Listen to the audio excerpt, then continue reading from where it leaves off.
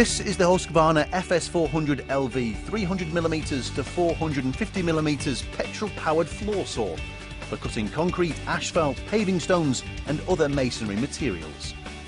Powered by a Honda 13 horsepower engine, the FS400 LV is a very robust and productive floor saw with excellent weight distribution and stability. It's equipped with a vibration dampening system and has an adjustable handlebar for increased operator comfort.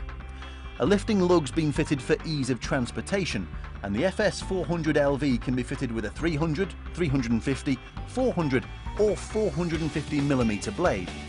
Before you use the FS400 LV, ensure the machine is fully fueled with unleaded petrol and that the water tank is full. Make sure the correct blade and size is fitted for the required job. This is governed by the material due to be cut. Always refer to Speedy for advice on blade specification and make sure that the blade guard is in the correct position. Starting the machine safely is paramount. Ensure that personnel involved are at a safe working distance from the operation. Make sure the blade is not in contact with the ground or any other material and switch the machine on. With the fuel control tap and the choke on, secure the FS400 LV from moving. Keeping your feet away from the blade, take hold of the starter handle and gently pull out the handle until it engages with the engine. Then pull sharply. Slowly turn the choke off after around 15 seconds. Stop the machine by using the ignition switch on the saw. For safe use of the saw, consider the material that you're cutting and the depth of the cut required.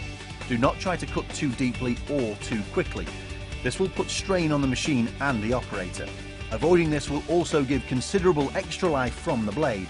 For example, a 75mm depth of cut in hard concrete will be best achieved with 3 25mm passes.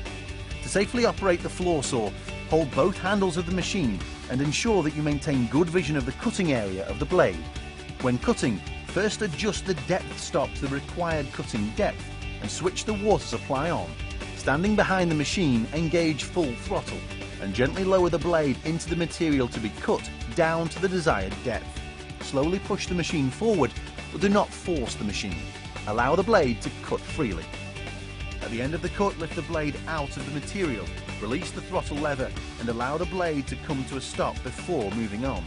And finally, a couple of safety reminders. If possible, always avoid working at height, manual handling and exposure to vibration and dust.